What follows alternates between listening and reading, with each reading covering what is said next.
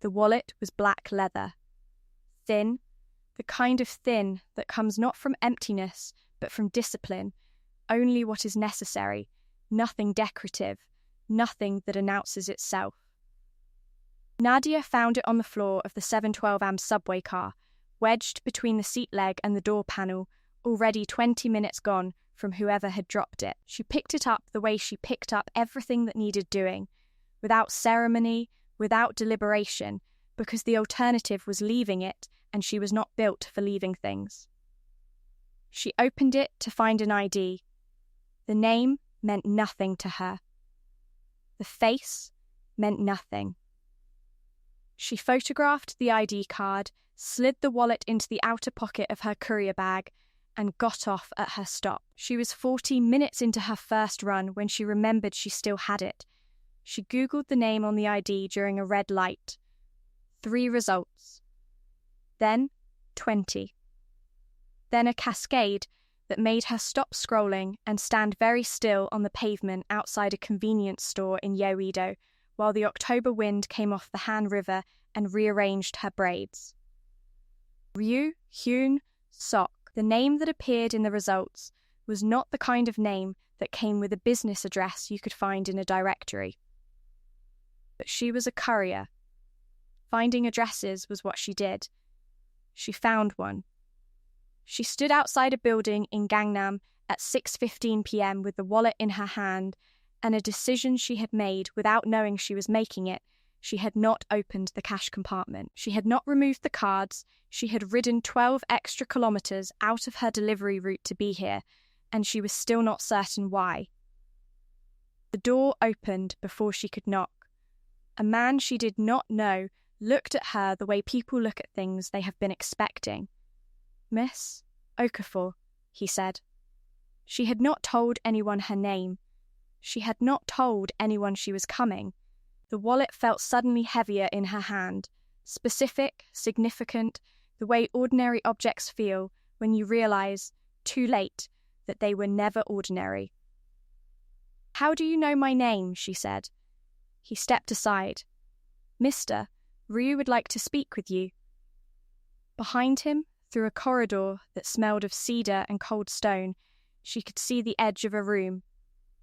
A desk. A window with the kind of view that cities give only to people who have climbed very high or been born there. A silhouette. Still, patient, watching, world build 12 hours earlier, Nadia Okafor had been exactly where she always was at 6 am. Moving. The courier routes in Seoul's Han River corridor ran in a logic that took 3 months to learn and 2 years to master. She had been doing it for 26 months.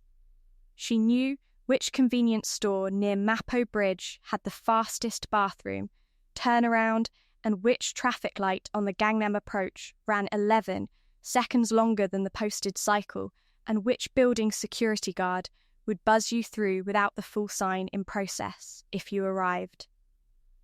Before his shift supervisor did, she had mapped this city the way cartographers mapped territories, obsessively, on foot, with the accumulated precision of someone who understood that knowing the ground was the same thing as surviving it.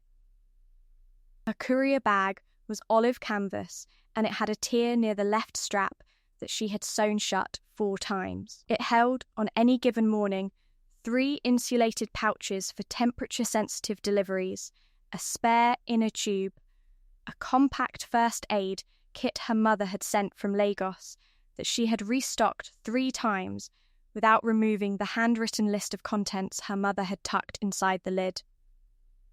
A notebook filled with route observations in the small tight handwriting she used when she was thinking, and a waterproof pouch for documents. The wallet went into the document pouch. She did this without thinking. Her hands made sensible decisions before her brain arrived at the conversation. Seoul in October was a city that had not yet decided to be cold. The mornings bit, the afternoons relented. The Han River corridor at 7 am was aluminum light and diesel exhaust and the specific sound of a city accelerating. The subway percussion below, the delivery trucks above, and in the middle of it, Nadia, 19 stops in either direction from anywhere she had started, moving through it all like water through a system designed for exactly this. She was 28 years old. She had a civil engineering degree from the University of Lagos that she had spent 3 years trying to transfer into a Korean professional license, and had been told at the third attempt that the process required a Korean employer's sponsorship that she did not have. She sent applications. She sent them carefully, revised them, translated them with the Korean she had been building for 4 years. The applications went into inboxes and stayed there. She delivered packages in the meantime. She told herself it was the meantime. The building she was standing outside at 6:15 p.m.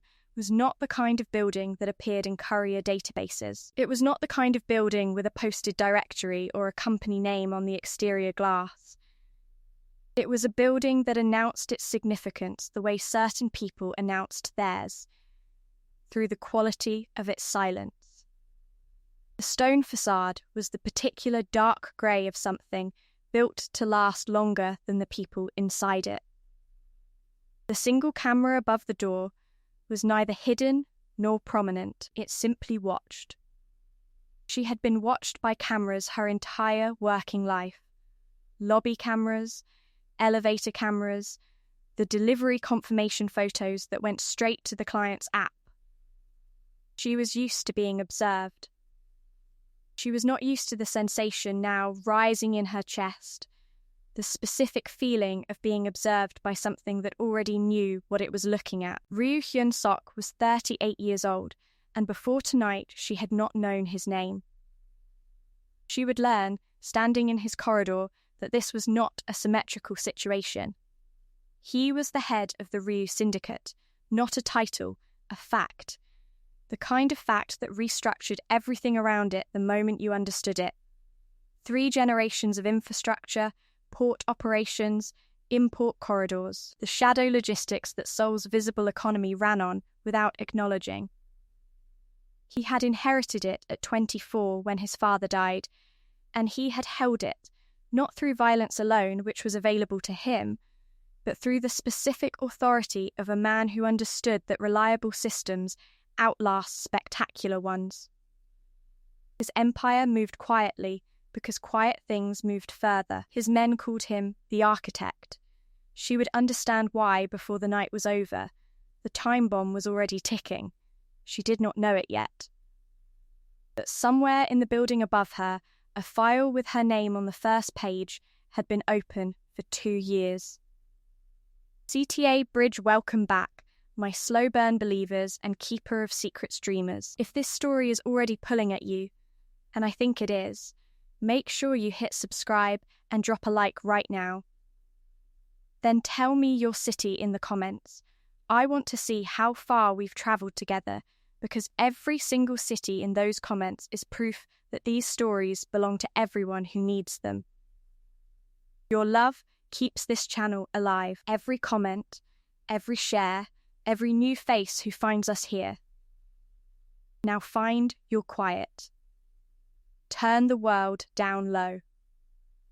Because what she finds in that building is going to change everything she thought she knew about the last 2 years of her life. Inciting collision, the man who had opened the door was not Ryu Hyun-sok. Nadia understood this the moment she stepped into the corridor and felt the room at the far end change. A door opened. Footsteps, unhurried, deliberate, carrying a weight that was not physical. The kind of footsteps that had learned over years to arrive without announcement because the arrival itself was sufficient. She looked up. He was not what she expected. She could not have said what she expected.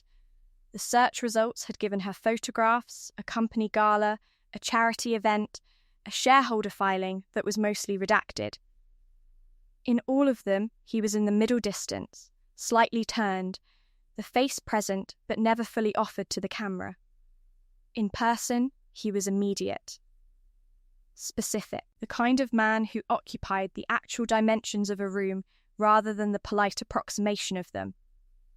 He looked at her the way she had felt herself being looked at since she stepped out of the subway 20 minutes from here, not with surprise, not with the particular recalibration of a person encountering something unexpected. He looked at her with the precise attention of someone for whom this moment had already been anticipated and is now simply arriving on schedule. She held out the wallet. "I believe this is yours." He took it, did not look at it, looked at her. "Thank you," he said. His voice was low and even. "That's the third time." She stared. "I'm sorry?" "The third time you've returned something to me." He set the wallet on the hall table without breaking her gaze. The first was a set of building keys. 18 months ago. You found them outside the Yoido station entrance and turned them into the Transit Authority Lost and Found. They were collected the same afternoon. He paused. The second was a phone. Last April. You found it on a bench in Hangang Park and left it with the park warden with a note describing where you'd found it. She could not speak. "The phone was a decoy," he said. "The keys were a test." A pause. "The wallet was neither. I dropped it this morning. I was watching to see what you would do." The corridor was absolutely quiet. Behind her, the door had closed without a sound. Ahead of her, this specific man, who was not in any directory, who ran a quiet empire that the visible city ran on without admitting it, was looking at her as if she were a conclusion he had spent a very long time arriving at. "You've been watching me," she said. Not a question. "Yes, for how long? 2 years." She absorbed this. The way you absorb an impact, not with panic, but with the full body registering of something that has changed the structural condition of everything around it. "Why?" she said. He was quiet for a moment. The quality of the quiet was not evasion. It was a man selecting the precise true thing. "Because I needed to know," he said, "whether what I observed was real or whether I was constructing something from distance." He held her gaze. "It's real." She looked at him. "What is?" she said. "You," he said, "exactly as you are." Heroin wound she did not run. She told herself later that she should have evaluated that choice more carefully, but in the moment the choice made itself, the same way picking up the wallet had made itself, the same way leaving things was simply not how she was built. She came inside. He brought her to a room that was not an office and not a sitting room, but something between. Shelves on 2 walls, a table with the kind of deliberate emptiness that meant it was used for thinking rather than working, 2 chairs angled toward a window that looked south over Seoul's lit spine. He set a cup of tea in front of her with the economy of someone who had decided that her comfort was a logistical matter and had resolved it. She wrapped her hands around the cup. Thought about what to say. "Why a courier?" he asked. "It pays weekly. Your degree is in civil engineering." She looked up. Of course he knew. "Yes, you've applied to 14 firms in Seoul over 26 months. The applications are precise. The translations are accurate. The cover letters demonstrate a level of technical competence that—" "I know what the applications demonstrate," she said. "Quiet, level. I wrote them." He held her gaze. He did not apologize for the intrusion. She found, to her own surprise, that she did not want him to. An apology would have been a softening of something she wanted to understand clearly. "The engineering license requires a sponsoring employer," she said. "No one sponsors an applicant they haven't already hired. No one hires an applicant without an existing license. It is a circle." She looked at her tea. "I have been standing at the edge of it for 2 years. The truth was more specific than that. The truth was that she had come to Seoul because the infrastructure consulting market here was the fastest growing in Asia, and she had believed, in the specific and stubborn way that she believed things, that competence would eventually find its door. She had a first-class degree. She had 2 years of fieldwork in Lagos on drainage infrastructure that had won a regional engineering award she had stopped mentioning because it prompted questions about why she was delivering packages. She had a mother at home who asked on every Sunday call not whether the license had come through, but whether she was eating properly, because her mother understood that certain battles were fought on reserves that had nothing to do with talent. She had been eating properly, she had been filing applications, she had been mapping routes and documenting the infrastructure anomalies she observed from her bicycle with the same precision she would have applied in a formal survey, because the observation was the thing that was hers, regardless of whether anyone was paying her for it. She had a notebook with 43 pages of infrastructure observations about Seoul's Han River corridor that she had never shown to anyone. Drainage gradient failures, load-bearing miscalculations in 3 pedestrian bridges, a retaining wall near Mapo that was going to be a problem within 4 years if the settlement rate she'd been tracking continued. She had filed 1 anonymous report to the City Infrastructure Authority. They had acknowledged receipt. Nothing had changed. "You've been doing the work," he said, without the title. She looked at him. Someone has to. Hero wound, he told her about the keys. Not immediately. The conversation moved the way conversations move between careful people, wide at first, testing the edges, narrowing as the safety of the ground became apparent. He told her about the keys the way a man confesses something he has been carrying, plainly, without ornamentation, because the fact of it was already heavy enough. 18 months ago, the key set had belonged to one of his most trusted men, a man named Park Soo-jin, who had been with the Ryu organization for 11 years, who had carried a specific set of building access keys as a mark of trust that very few people in the organization held. The keys had gone missing on a Tuesday morning outside Uedo Station. By Thursday, 3 of the buildings those keys accessed had been scouted, not entered, not breached, but looked at with the specific attention of people planning something. He had been watching for who returned them. Most people, he said, would have left them. Some would have taken them. A very small number would have returned them.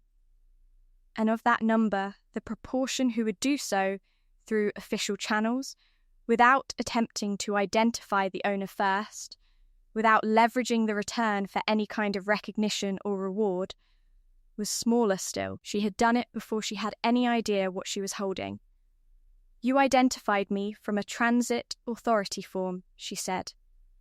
"Yes," and then you kept watching. "Yes," he turned his glass in his hands, a slow rotation, the movement of a man who thinks with his hands when he is choosing his words carefully. "I told myself it was due diligence, that I needed to understand who was operating near my infrastructure with that level of routine access and that level of," he paused. "Integrity," she looked at him. "That's not the whole reason." He was quiet for a moment. The room was very still. Outside, Seoul glittered and moved, indifferent and enormous. "No," he said, "it's not." He had been running the Ryu organization for 14 years. He had taken it at 24 from a father who had built it and then burned from the inside out trying to hold it, not from enemies, from the specific corrosion of a man who had wielded power for so long that he had forgotten what things looked like from the ground. His father had become the building. He had watched it happen. He had inherited the building and spent 14 years trying to remember that he was a person inside it. He had very few people in his life who talked to him as if he were a person rather than a position. "My father," he said, "never returned anything. He believed that what came to his hand was meant to be there." That was the philosophy. He set the glass down. I have spent 14 years returning things. Trying to. He looked at her. It turns out I had been watching someone who did it without trying. She understood then the shape of what this was. Not surveillance, not strategy. Recognition from a distance, by a man who had forgotten he was allowed to want it close. Forced proximity, first competence rung, he asked her to stay for dinner. She stayed, not because she was naive about what he was, the cascade of search results had been thorough enough, but because she had sat in this room for 2 hours, and the man across from her had not once tried to make himself smaller than he was or larger than he was, and she had spent 26 months in a city that was constantly trying to categorize her into a size she did not fit. And she was very tired of that particular effort. She came back the next evening. He had not invited her. She had not planned to go. She stood outside the building at 7 p.m. on a Thursday with her courier bag still over her shoulder and the 43-page notebook inside it, and she was there before she had finished deciding to be there. He let her in without expression. Set tea in front of her without comment. Sat across the table and waited. She opened the notebook. Laid it flat. "I want to show you something," she said. He looked at the notebook. Then at her. He did not reach for it. "Show me," he said. She walked him through the Mapo retaining wall first. The settlement observations, dated and sequenced, the gradient calculations she had run twice, at different points in the seasonal cycle, to control for ground saturation variables. The projected failure window, conservative estimate, confidence level. He was very still through all of it. "You surveyed this from a bicycle," he said, "and on foot." Twice, she turned to the next section. "This is the pedestrian bridge near Bampo. The load distribution on the southern span." "Stop." His voice was quiet, not sharp. "Stopped." She stopped. He looked at the notebook with the same reading attention he gave everything, thorough, unhurried, as if whatever he was reading deserved his complete arrival. Then he looked at her. "You filed one report," he said, "to the city authority. Yes, they acknowledged receipt. Yes, and nothing changed." No, he was quiet for a long moment. Something behind his eyes was moving, not the recalibration she had seen on the first night. Something different.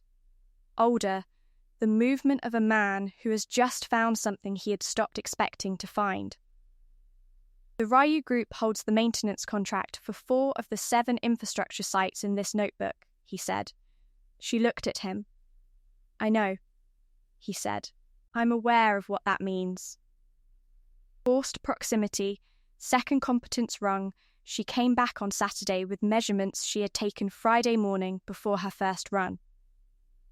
He had a structural engineer at the table when she arrived, a man named Choi Byung-il, 52, with the particular exhaustion of someone whose entire professional career had been spent being correct about things no one wanted to hear. He looked at her notebook the way men look at things that are better than they expected and are deciding whether to be gracious about it. He was gracious. "Barely the settlement calculation is correct," he told Ryu, "conservative by approximately 6 months. My own survey from last spring was less precise because I was working from the city's original grade documentation, which," he glanced at Nadia, "which appears to have an error she identified and corrected." Nadia said nothing. Ryu looked at her. "You found an error in the city's grade documentation. The original survey was conducted in 1987. The ground has moved." She kept her voice level. "I had a current year topographic layer from a different city project, and I overlaid them. The discrepancy is 11 centimetres. She paused. Over a retaining wall, 11 centimetres is not a rounding error. Choi Byung-il cleared his throat. "She's right." Ryu looked at the notebook.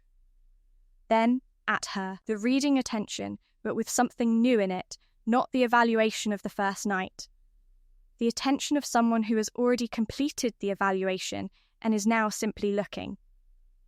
"I want to engage you formally," he said. "A consulting arrangement. Infrastructure review, starting with the RIU maintenance contracts." He held her gaze. "This is not charity and it is not a favour. I need someone who can see what I cannot see from the inside." She thought about the circle. The licence that required a sponsor. The sponsor that required a licence. A consulting arrangement would require a formal employer sponsorship, she said. For the professional licence. "Yes," he said. "I know." She held his gaze for a long moment. "You're offering to be the sponsor." "I'm offering to correct an error," he said, "the same way you corrected an error in a 1987 grade survey." He did not look away. Someone competent has been standing at the edge of a broken circle for 2 years. That is a structural failure. I fix structural failures. She was quiet. The October light came through the window and laid itself across the table between them.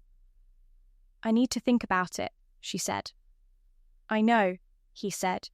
"That's why I'm telling you now instead of later." Rising tension, she thought about it for 4 days. She thought about it on her routes, which were the place she thought best. Moving through the city with the specific cognitive freedom that repetitive physical work allows. The kind of freedom where the problem can turn in her hands without her having to hold it still. She thought about the notebook. About Choi Byung-il's gracious, barely, about the 1987 grade survey error and the 11 centimetres and what 11 centimetres meant over time. She thought about a man who had watched her for 2 years from a distance that was, she understood now, not predatory, but careful. The distance of someone who had learned that the things he reached for quickly did not stay. She thought about why that should matter to her. She told herself it didn't. On the 4th day, her phone rang. Not RIU. A number she didn't recognise, a sole exchange, institutional, the kind of prefix that preceded messages from government offices or legal firms. She let it go to voicemail. The voicemail was from the City Infrastructure Authority. It was a follow-up on her anonymous report from 8 months prior. They had reviewed the assessment. A site inspection was being scheduled. They wanted to speak with the author of the report. The report was anonymous. They should not have been able to call her. She sat with her phone for 60 seconds. Then she called RIU. He picked up on the second ring. "The city authority called me," she said, "about my anonymous infrastructure report. They have my number." A pause. Brief, controlled, when? 20 minutes ago. Another pause. "Are you at home?" "I'm on the Han River path. Uedo End. Stay there." His voice had not changed register, still even, still measured, but something had tightened in the architecture of it, the way a structure tightens before it bears weight. "I'm sending someone. It might be nothing," she said. "It might not be." He paused. "Nadia, stay where you are." She stayed where she was. The Han River moved beside her, grey and enormous, indifferent to the specific cold that had settled into her chest. The anonymous report had been filed through a city portal. The portal was supposedly secure. Her name was not on it. The only way the authority could have her phone number was if someone had gone looking, not through official channels, but through the secondary route, the one that ran beneath official channels like drainage, runs beneath streets. Someone had gone looking at her. The question was whether they were looking at the report or looking at who she was. Forced proximity, third competence rung the man RIU sent, was named Shin Dong-wook, 30 years old, efficient, carrying the particular quality of loyalty that does not require explanation because it was decided long ago. He brought her to a different building than the one in Gangnam, a residence in Yongsan, high floor. the kind of apartment that looked like a corporate let and was used for exactly these occasions. Ryu arrived 40 minutes later. He came directly from somewhere that had required a jacket she had not seen before, darker than his usual. And there was a tension in the set of his shoulders that he was controlling with the same precision he controlled everything, but that she could see now. Because she had been watching him for 4 days the way he had been watching her for 2 years. The city authority didn't make that call, he said, before she could speak. The number traces to a forwarding service. Someone used the authority prefix, she absorbed this, to reach me specifically. Yes, who knew I filed the report? Until 2 weeks ago, no one. He sat across from her at the kitchen table, same posture as the first night. Present, specific, occupying the actual dimensions of the room. I identified the source of the report as part of the infrastructure review I initiated after you showed me the notebook. My process was secure. He paused. One of the men in that review process is not who I believed him to be. She looked at him. The pieces moved in her mind the way pieces moved when she was mapping, not linearly, but in the architectural logic of systems, how one failure stress tests the adjacent structures. Someone inside your organization knows about me, about the consulting arrangement. Yes, and they made a call designed to make me feel surveilled. Unsafe, she held his gaze, to push me away from you. He looked at her steadily. Why would someone inside your organization want to push me away from you? She said. He was quiet for a long moment. The apartment was very still. Because I have been running this organization for 14 years without giving anyone in it reason to believe I was looking for something outside of it. His voice was even. Careful, my attention is a resource. People who have had all of it are not generous about sharing it. She understood, completely and without needing him to elaborate. Who is it? She said. He named him. A senior associate, one of 4 men who had been with the Ryu organization since before he took it. A man whose loyalty had been, until this week, presumed unquestionable by virtue of duration. He's the one who was scouting your buildings 18 months ago, she said. Not a question. The pieces had completed their arrangement. Ryu went very still. The keys, she said. Park Soo-jin didn't lose them. They were taken. And the person who had them made sure they were dropped where I would find them. She held his gaze to see what I would do. But not your test. She leaned forward slightly. The room was absolutely silent. He was testing me for you, Ryu said slowly. He was testing whether I was trustworthy enough to matter to you. She paused. And then, when I kept passing, he started testing whether he could make me disappear. Ryu's eyes did not move from her face. Behind them, something was moving, not anger, something colder and more final. The specific calculation of a man who has just located the crack in his foundation and is determining exactly how to address it. Sungmin, he said to the air, and Shin Dong-wook appeared from the corridor doorway with a phone already in his hand. She had not known he was there. She was beginning to understand that she had been inside a much larger architecture than she'd seen. External threat, the associate's name was Han Jae-myung. 61 years old. He had been with the Ryu organization since Ryu's father, which meant he predated Ryu's own authority by 16 years, and that duration was the thing, not the betrayal itself, which Ryu would have absorbed and addressed with the same precise control he addressed everything, but the duration. 16 years of accumulated access. 16 years of knowing exactly where everything was, including her. Shin Dong-wook laid it out by midnight. Han Jae-myung had been building a parallel record, not to destroy Ryu, not to defect to a competing faction, but to install himself as the indispensable intermediary between Ryu and every significant decision. The kind of power that didn't announce itself with a coup, the kind that made itself necessary until the organization couldn't tell where it ended and the man began.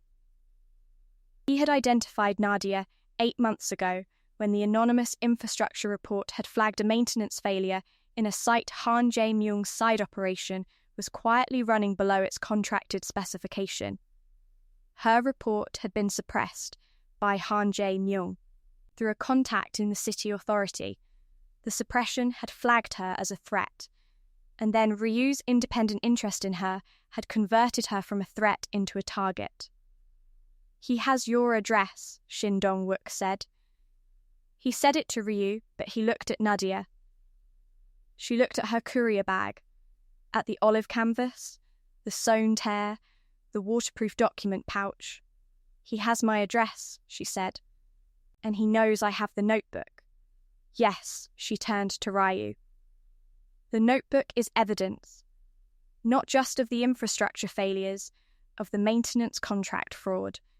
If your organization's contracts were underperformed and I have 2 years of observational data documenting the degradation, it's a complete audit trail," Ryu said. "Against him." "Yes." He was looking at her with the full force of that attention. "You've been documenting his exposure for 2 years without knowing it." She thought about the 43 pages, the dates, the measurements, the route notations, 2 years of moving through a city and writing down what she saw because the observation was hers and she would not stop making it just because no one was paying her for it. She thought about the wallet. "He dropped the wallet this morning," she said. "Not you." Ryu's face did not change, but something in the room changed. "He knew I would return it," she said. "He knew I would come here. He wanted me inside this building where he could," she stopped. "Where he could make one action solve 2 problems," Ryu said quietly. The room was very still. He stood. "You're not going back to your apartment tonight." He said it without asking, without the register of a question. She thought about the circle, the applications, the Sunday calls, the 43 pages. "I know," she said. "I'm not planning to." Declaration Han Jae-myung came to the Yongsan building at 2 am. He came with 2 men she did not recognize, and he was let in by a security contact he had been cultivating inside the building's system for, Ryu would tell her later, approximately 7 months. He came to the floor they were on. He came to the door. He knocked. He said Ryu's name. His voice was 61 years old and absolutely calm. The calm of a man who has been inside this organization for so long, he has stopped believing anything in it can surprise him. Ryu opened the door. The 2 men behind Han Jae-myung had not expected Shin Dong-wook and 3 others to be standing in the corridor. The recalculation on their faces was visible even from where Nadia stood, 15 feet back. Han Jae-myung looked at Ryu, then past him, at her. "She doesn't belong here," he said, even now measured, certain, the tone of a man stating a fact of organization. "She's a liability. She's documented things she doesn't understand, and she'll be used against us by anyone who finds the right lever." He looked at Ryu. "This is sentiment. Sentiment is what destroyed your father." Ryu looked at Han Jae-myung for a long moment. 14 years of an organization, 16 years before that. "My father," Ryu said, stopped seeing the ground from where he stood. He stopped knowing what was real, because he stopped spending time with people who had no reason to lie to him. He held Han Jae-myung's gaze. "You were one of the people who let him stop seeing. I watched you do it." Han Jae-myung was very still.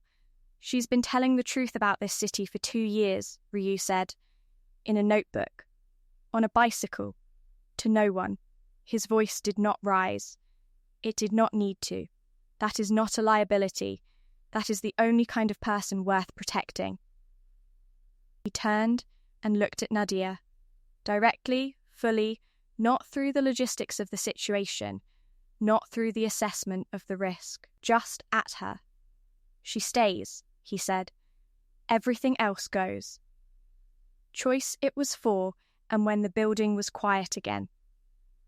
Shin Dong-wook had taken Han Jae-myung somewhere that Nadia did not ask about, and Ryu did not explain, because there was a grammar to these things that she was beginning to understand, a set of actions that lived in the structure of his world the way load-bearing walls lived in a building, invisible from the rooms, essential to the standing. She sat at the kitchen table with her courier bag beside her and her tea cold in front of her, and the 43-page notebook open to the first entry she had ever written in it. October 15th. 2 years ago. The Mapo Bridge approach. Settlement observed at the southeast abutment. Reference marker painted on the base concrete. First measurement logged. She had been walking past his organization's failures for 2 years.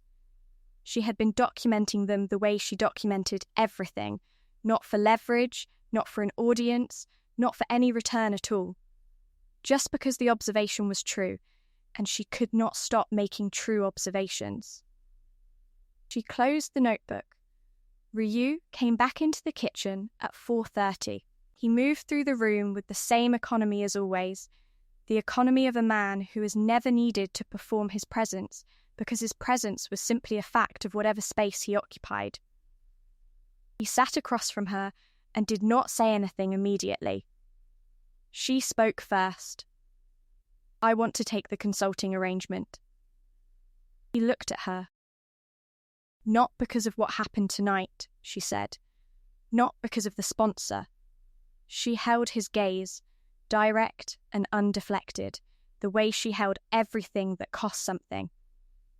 Because I have been doing this work for 2 years without a door, and you're the first person who looked at the notebook and said, this is a structural failure, and I fix structural failures. She paused. That's not something I want to walk away from. It isn't, he said, only about the work. No, she said. I know it isn't. The kitchen was very still. Seoul outside the window was the specific quiet of a city in the last hour before dawn, the silence that is not absence of sound, but temporary suspension of the noise that comes with daylight. You've been returning things to me for 18 months, she said. Without knowing, it was me. Yes, that's a long time to return things to someone you've never spoken to. It is. He looked at her with the full and unguarded attention, not the recalibration, not the assessment, not the reading of a document. Just looking, the way you look at something you have been cautious with for a long time and have decided, finally, to stop being cautious about. I needed to know if the distance was distorting it, if I was building something from a gap. He paused. I wasn't. She looked at him across the table. At the stillness, at the man who had spent 14 years holding an empire together with precision and reliability and had apparently been standing in the middle of it for 2 years, looking at a courier on a bicycle and thinking, real. That is real. She reached across the table and put her hand over his. Then, stop watching from a distance, she said. He turned his hand and held hers. Outside, the Han River moved on. The city waited for dawn. In the second drawer of her apartment, which she would return to, in the daylight, with Shin Dong-wook at the door because some habits of protection were going to take time to unwind, there was a letter from the City Engineering Authority acknowledging receipt of her report. By the end of the month, it would say something different. By the end of the month, quite a few things would. Emotional resolution, the license, came through on a Wednesday. She was on her last delivery run of the week. Old habit, old route. The Han River corridor at 7 and in November with the cold now settled in properly and her breath visible in the air ahead of her. She had kept the runs. Not because she needed them anymore, because the city looked different from a bicycle than it looked from any other angle, and she had 2 years of observational data that had started here, and she was not willing to stop seeing it clearly. Her phone buzzed in her jacket pocket. She pulled over at the Mapo Bridge approach, the southeast abutment, the first entry in the notebook, and looked at the screen. The sponsorship had been formally filed 3 weeks ago. The licence authority had processed it in the accelerated track that applied to engineering credentials from accredited international programmes. The approval was complete. She stood at the abutment where she had made the first measurement 2 years ago, and she looked at the settlement marker she had painted on the base concrete. Reference point. First entry. The beginning of 43 pages of work done in the dark for no audience at all. The marker was still there. The wall had moved, in that time, exactly as she had projected.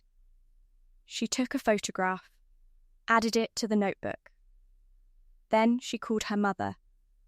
She did not call to announce anything. She called because it was a Wednesday, and she tried to call on Wednesdays, and because her mother would hear it in her voice before she said anything at all, the particular quality of a weight that has been carried so long you forget it's there until the moment it's set down, and then the body knows immediately, the way a bridge knows immediately when the load distribution has changed. "Baby," her mother said. "What happened?" "Something good," she said. "Something I built." Her mother was quiet for a moment, the kind of quiet that holds space without filling it. "Tell me," she said. Nadia looked at the river, at the city she had been mapping for 2 years, at the abutment wall and the painted mark and the 43 pages of true things she had written when no one was watching. Except someone had been watching, and what he had seen was exactly what was there. That was all. That was everything. End CTA, she returned a wallet. A simple thing. An honest thing. The kind of thing you do because you are built for honesty the way some people are built for math, not as a virtue, as a structure. It's just how you hold. He had been watching her hold for 2 years, and when the distance finally closed, what he found was exactly what he had seen from the beginning. Nothing constructed, nothing performed, just a woman who told the truth about walls and kept returning things that were not hers to keep. Some people find each other in emergencies, some find each other in silence, some find each other the long way, through months of distance and honest observation, through the slow accumulation of evidence that what you are seeing is real. The long way takes longer. It lands deeper. My slow burn believers and keeper of secrets dreamers, if this story travelled somewhere inside you tonight, I need to hear about it. Like the video, subscribe so you never miss what comes next, and drop your city in the comments. I want to see how far this community stretches. Every single city in those comments is proof that these stories belong to all of us. The next story is already waiting, and the first sentence alone is going to stop your breath. Stay close.